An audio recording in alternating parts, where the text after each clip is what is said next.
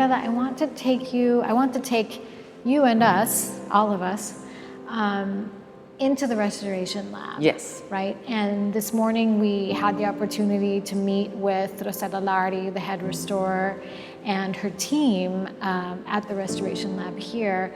They are working with these tokens. There are 100, as we said before, and they're made of all different materials. Before you mentioned, sometimes it could be a coin, sometimes it could be a ribbon, sometimes it could be a piece of cloth, a photograph, etc. But one of the things that I found so interesting is that you call them brevi, right? Which means brief. But inside, tell them, right? Inside, most of the time, but we do not open them, there were small letters or something written. Sometimes, especially later on, there were print prayers. There were a few kind of prayers that were suggested to be left together with the child. Okay. And when we talk about the different kind of tokens, even if there is a continuity, you see as well, this morning you saw as well, few medals, few coins, but there are also more and more this, let's call it complex tokens, yes, made of more than one piece and with very bright colors, very interesting. Sometimes they are very, very simple shape, other are more complicated, many hearts. We do have lenses, but this Brevi collection on which they are working in a very careful and interesting way, as you saw today, they are really getting alive, and it's a very important project and job that they are doing that require really an equip in order. Well, exactly. And I think this is important too, because it opens our minds to what restoration is and what conservation is. But I just want to share with viewers that my first question when we looked this morning at these beautiful brevi, colorful and packed with maybe a prayer, maybe a poem, etc. My first question is, well, did you open them and see, what's inside? And Rosella Lardi, the restorer, said, no, because just out of pure curiosity, we don't violate a mother's prayer. We are curious. We are curious. And so what's the solution? They want to know.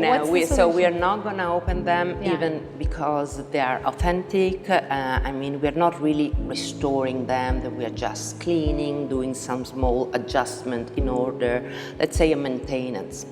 But not only restorers are working with different specificity concerning to the materials. They are supervised by our conservator, Desdemona Vetroni. There is Lucia Ricciardi of the archive, Antonella Schena, who superintend the work, so many women. But it's important that one of the last passages we made, it involves some technicians, let's say. So this brevi where there has been X-rayed in order to understand what is inside, and most of the time is paper, but you cannot read actually what is written there. So perhaps we're gonna keep it as a sort of mystery. Absolutely. Arabella, I think two things that you're saying that I just want to emphasize, and one is the importance of the team, the restoration team. A lot of times people have the idea that art maintenance or art conservation is linked to manual, let's say, skills, etc., and the restorer doing her thing, right? But in reality, it's a conversation, right? And that's where the name Restoration Conversation comes from, because restoration is always a conversation. And in this case, we've had conversations with the sponsors, we've had conversations with the museum executives, with the technicians, with the conservators proper, and with the archivists. Superintendents. With two superintendencies, so superintendent of the Belle Arti, Fine Arts and archival, archivistic. And we developed together the correct method, not only to maintain or restore, but also a very important part is to digitalize them in order to preserve it and to let them be used by people that are doing research, most of the time not touching them anymore because they are extremely fragile. Yes. Yes. So yes, it's a big conversation, an interesting conversation, and it was also a quite innovative conversation, so that we can really consider this a pilot project, and we hope that we can develop it more, but also other institutions can use the same methods.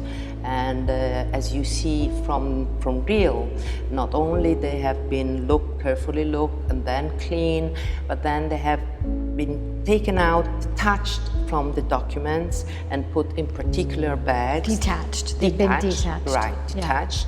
But there are still the references to the original document. So as in the past, even if the objects are not together with the documentation that came in with the object and the child, you will always be able to reconduct that particular token to that particular child and to their own story.